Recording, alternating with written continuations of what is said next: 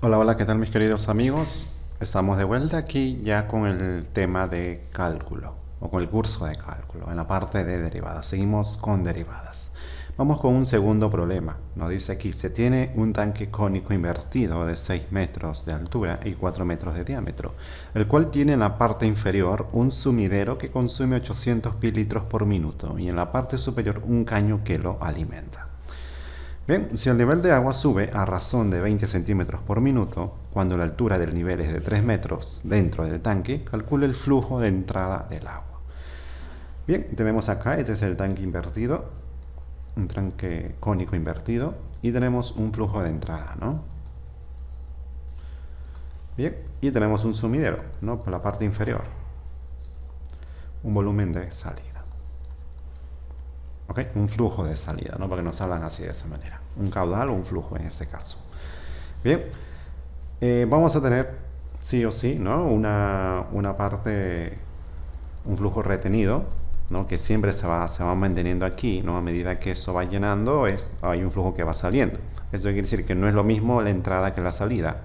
Entonces, esa diferencia o esa desigualdad que existe en el flujo de entrada con la salida hace que se genere, ¿no? Un flujo retenido, un flujo dentro acá del recipiente.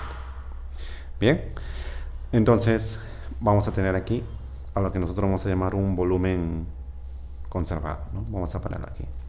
Un volumen conservado, un volumen dentro del recipiente. Bien, veamos. Ese volumen del recipiente, volumen conservado, sí o no, que vamos a poner aquí que esto sea una altura h, ¿ok? La altura del nivel, ¿no? del agua o de la sustancia que está en el interior. Bueno, del agua nos dice, ¿no? Entonces, eso va a ser igual a pi, eso es por fórmula, ¿no? De volumen dentro de un cono. El radio, r cuadrado, ¿no? El radio vendría a ser este radio, ¿no? Que tenemos ahí en el interior. Por h, h sabemos que es el nivel del agua que hay en el interior del recipiente, dividido entre 3, ¿no? Este es el volumen como nosotros podemos establecer dentro de un cono, o de un cono, ¿no? Pero en este caso, debido a la sustancia, al agua que está dentro del cono. ¿Ok? Hay que tener en cuenta que el radio tiene que ser menor que 4, pues, ¿no? En consecuencia también la altura. ¿Ok? Menor que 6. Veamos. Para resolver esto te piden o nos piden el volumen de entrada o cuál es el flujo de entrada. ¿Ok? Nos dan el flujo de salida que es de 20 centímetros, no, 20 pilitros, perdón, acá me estoy confundiendo.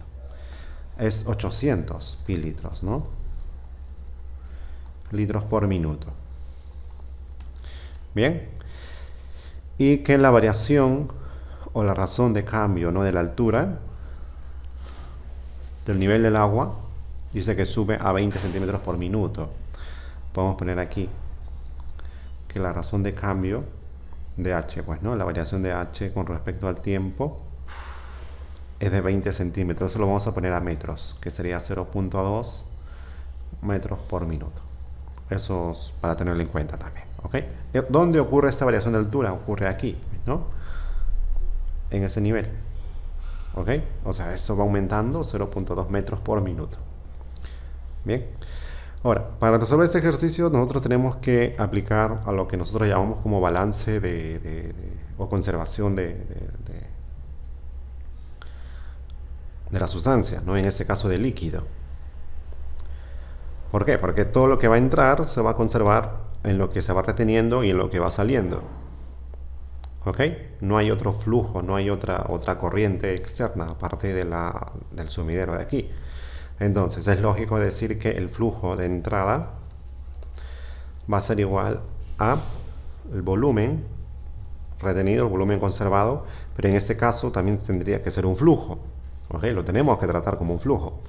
Entonces lo ponemos así, flujo de la sustancia retenida más el flujo de salida. ¿Ok? Esto es por balance, no por conservación de la sustancia, ¿ok? Que tenemos aquí. Bien, vamos a interpretarlo matemáticamente. Este volumen de entrada, o este volumen, ¿no? Que va suministrando al recipiente es igual a la variación del volumen de entrada con respecto al tiempo, pues, ¿no? Poniéndolo matemáticamente, ¿no? Poniéndolo en forma de diferenciales, de derivadas. Lo mismo aquí. Esto será igual a la variación del volumen conservado con respecto al tiempo. ¿Ok? Y aquí también sería lo mismo, pero eso ya no es necesidad porque sé cuánto es lo que vale. Es 800 pi. Bien, entonces para hallar lo que a mí me interesa, que es el volumen de entrada, simplemente el objetivo va a ser determinar cuánto vale esto. ¿Ok? O sea, la variación del volumen conservado con respecto al tiempo. Muy bien, no olviden que lo determinamos en el instante cuando h vale 3. ¿Ok? Entonces hay que tener en cuenta eso. Bien, ahora, ¿cómo determino esta variación del volumen conservado? Empezamos primero con escribir la fórmula que habíamos escrito al inicio. Este volumen conservado, sí o no, que matemáticamente sería el volumen de un cono, pues no, sería pi por radio al cuadrado por h sobre 3. Ya lo habíamos escrito, ¿verdad? Vamos a representarlo matemáticamente. Gráficamente, perdón.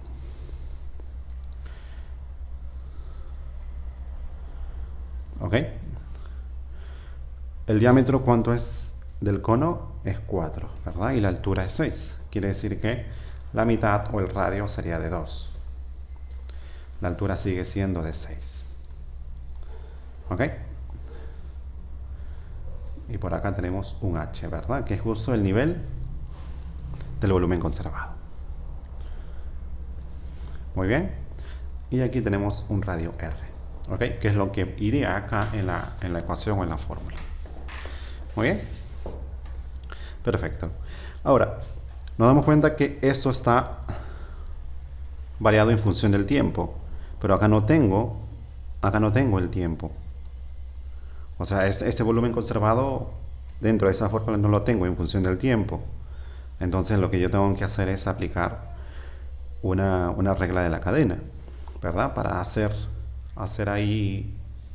establecer la diferenciación del tiempo, ¿verdad? Entonces veamos. Lo que a mí me interesa es el volumen conservado con respecto al tiempo. Muy bien. Lo que yo tengo aquí es el volumen conservado. ¿Ok? O sea, la diferenciación del volumen conservado. Y eso lo haría con respecto, lo puedo hacer con R o con H, cualquiera de los dos. Pero a mí, estratégicamente, me va a interesar diferenciarlo con H, ¿no? Porque es la variable que lo tengo también aquí, ya que al inicio te daban la variación de la altura con respecto al tiempo, ¿verdad? Entonces, convenientemente, me conviene diferenciarlo con respecto a h, ¿verdad? No me conviene diferenciarlo con r. Si me hubieran dado a mí la variación del radio con respecto al tiempo, por dato, entonces lo hubiera diferenciado este volumen con respecto al radio. ¿Se entiende? Ojalá que sí. Bien, entonces sería aquí la variación del volumen conservado con respecto a la altura. Ya lo hemos explicado el porqué. Y aquí, por lógica, sería poner esta diferenciación que a mí me dan por dato, ¿no? La diferenciación de la altura, o la variación de la altura con respecto al tiempo. Y ya está. Ya estaría establecido mi regla de la cadena. ¿Ok? Entonces, ¿cómo yo obtendría esta variación del volumen conservado con respecto al tiempo? A partir de la variación del volumen que yo tengo aquí con respecto a h, multiplicado por la variación de la altura con respecto al tiempo, que eso yo ya lo tengo por dato. Muy bien. Perfecto. Entonces, ahora quedaría simplemente derivar volumen conservado con respecto a h. Pero hay que tener mucho cuidado que aquí el volumen conservado lo tengo en función de dos variables. O sea, lo tengo en función de r y en función de h. ¿Ok? Lo tengo en función de esas dos variables. Entonces, necesito saber o comprobar que R no dependa de H, porque si R depende de H, entonces sí o sí tendría que hacer o reemplazar o sustituir R en función de H. ¿Ok? Pero a simple vista me doy cuenta que R sí depende de H, o sea que a medida que este H va aumentando, el R también va variando. No es un valor independiente de R, o no es una constante, en otras palabras. ¿Ok? Entonces tengo que encontrar la relación de R con respecto a H. Bien, entonces eso creo que salta a la vista haciendo un poco de trigonometría, ¿no? Porque lo que yo tendría por acá sería este R y este H. ¿Ok? Y lo puedo relacionar, sabemos que esto se forma un triángulo rectángulo, pues, ¿no? Tengo la relación de un ángulo, entonces yo puedo establecer por medio de, en este caso, una tangente, puedo establecer la relación entre estos dos lados, ¿no? De H dividido R. ¿Ok? Entonces lo que me faltaría únicamente es, para hacer el reemplazo, saber cuánto vale esa tangente. ¿Ok? Pero de antemano yo ya sabría que esta tangente es una constante. Porque para que varíe la tangente, o sea, tiene que aumentar una altura y no variar la base o el diámetro. O sea, esta tangente se va a mantener constante, siempre se va a mantener constante. ¿Por qué? Porque tanto H como R me doy cuenta que son proporcionales. Si uno aumenta, el otro también aumenta. Si uno disminuye, el otro también disminuye. Entonces, como los dos son proporcionales, es un valor que se mantiene constante. ¿Ok? Entonces, me interesa despejar R. R va a ser igual, voy a ponerlo bien, R va a ser igual a H sobre la tangente de alfa. Y ya está. Diciendo que la tangente de alfa es una constante, pues, ¿no? Ahí sí, teniendo esto como constante, ya eso lo reemplazo en la ecuación inicial, en la ecuación del volumen conservado, y ahí ya puedo diferenciar, ahí ya puedo derivar, porque ahí únicamente ya tendría una sola variable. Entonces, hay que tener mucho cuidado en esos casos. ¿Okay? Siempre es muy importante saber reconocer o tener ese olfato, esa vista de saber qué variables son constantes o qué términos son constantes y qué términos no lo son. Porque eso es en sí la clave de lo que es una diferenciación. ¿Ok? Muy bien. Y esto sería elevado al cuadrado por h y esto dividido entre 3. Entonces a partir de aquí yo ya puedo derivar. O sea, ya puedo aplicar la variación de c con respecto a h. Hagamos a ver la diferenciación. Ok. Entonces voy a en primer lugar simplificar esto. Voy a reducir un poco la expresión. Ok, voy a separar la parte constante y la parte que voy a derivar. Ok, la parte constante sabemos que sería pi. Tenemos aquí 3 tangente cuadrado, ¿no? Ese tangente cuadrado pasaría en la parte inferior. Tangente cuadrado de alfa y esto por 3. Bien, y por acá tendría h cuadrado, con h cuadrado sería h cubo. Esto es lo que voy yo a derivar.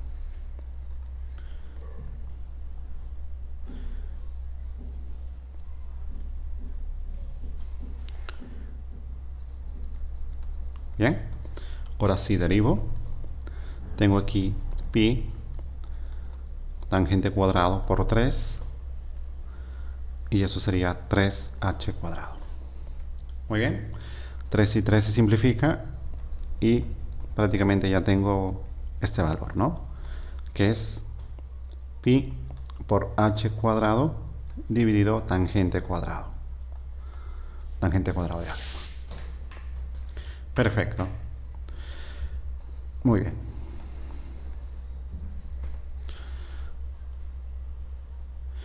Bien, entonces ya tengo esta expresión.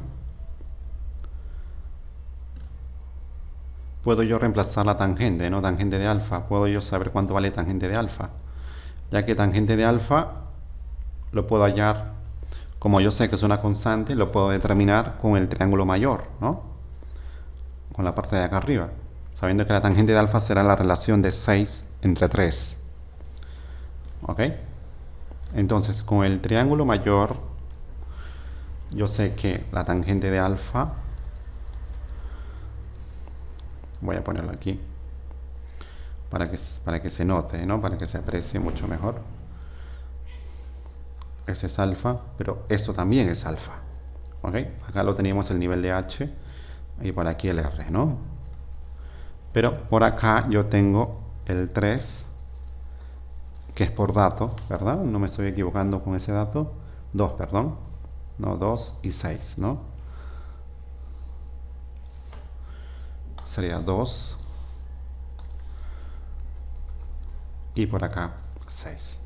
Entonces, teniendo alfa y alfa, yo puedo decir que entonces la tangente de alfa será igual a 6 entre 2, ¿no? Sabemos que es cateto opuesto sobre cateto adyacente. Muy bien, y ya está. Entonces, esta proporción es la que se va a cumplir en cualquier nivel del agua, ¿no? Por eso entonces lo reemplazamos acá, para tenerlo ya aún más reducida nuestra expresión. Sería pi por h cuadrado dividido tangente cuadrado, que eso es 3 al cuadrado. ¿Ok? Muy bien. Pero ahora el h, podemos ya reemplazar el h, ¿no? Porque bueno, ya teniendo esa variación del volumen conservado con respecto a la altura, puedo yo reemplazarlo en mi regla de la cadena que había establecido, ¿verdad? Aquí.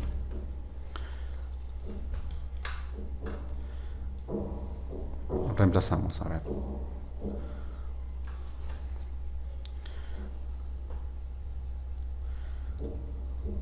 Reemplazamos en, tengo aquí, al inicio yo tendría la variación del volumen conservado con respecto al tiempo, que eso habíamos dicho que es la variación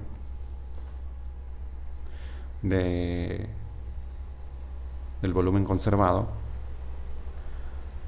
con respecto a la altura, multiplicado por la variación de la altura con respecto al tiempo, ¿no? Esto nosotros habíamos dicho que eso es lo que yo tengo por dato, ¿no? Eso es lo que a mí me dan por dato. Entonces yo ya puedo definir cuánto es lo que vale mi variación del volumen conservado con respecto al tiempo. Eso es pi por h cuadrado dividido 9 multiplicado por esta variación de la altura con respecto al tiempo. Hacemos que el es por dato. Eso es 0.2, ¿no? 0.2 metros por minuto. Eso te lo dan por dato, o nos dan por dato. 0.2. Muy bien. Entonces, lo que voy a hacer es simplifico a ver un poco por acá. Esto sería 0.2, 0.02, ¿no? Aproximadamente. O sea, saldría pi por h cuadrado dividido 0.02. Entonces, con esto yo ya reemplazo para un h igual a, te dice que el h lo evalúes o que lo halles cuando h vale 3. ¿Ok? Entonces vamos a reemplazar para 3 y vamos a obtener cuánto es lo que vale esto. Por 3 al cuadrado dividido 0.02. Veamos.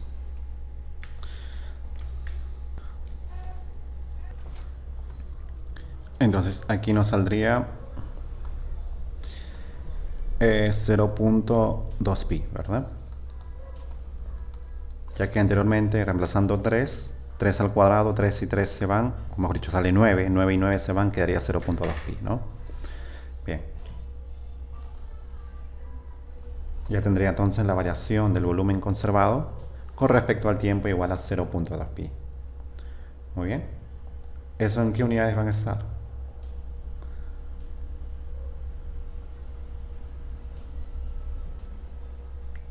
A ver, eso van a estar en metros cúbicos por... Bueno, aquí esto lo estoy trabajando en... ¿Qué unidades nos dio para el dato que unidades nos daban? Minutos, ¿no? Entonces sería 0.2 pi metros cúbicos por minuto. Muy bien. Ya está. Entonces teniendo esto, ya toca simplemente reemplazarlo en la parte final, que es reemplazarlo donde está, aquí, ¿no? Ya está. Entonces el volumen o la variación del volumen de entrada, habíamos dicho que esto es igual a la variación del volumen conservado más la variación del volumen de salida. El volumen conservado sabemos que es este, ¿no? Que es 0.2 pi. Y esto más el volumen conservado, ¿ok? El volumen conservado habíamos dicho que es 800 pi, ¿verdad? Pero esos 800 pi a nosotros nos dan por dato que son unidades de litros por minuto. Entonces esos litros tengo que pasarlo a metros cúbicos, ¿verdad? Porque las unidades que yo obtuve aquí son en metros cúbicos.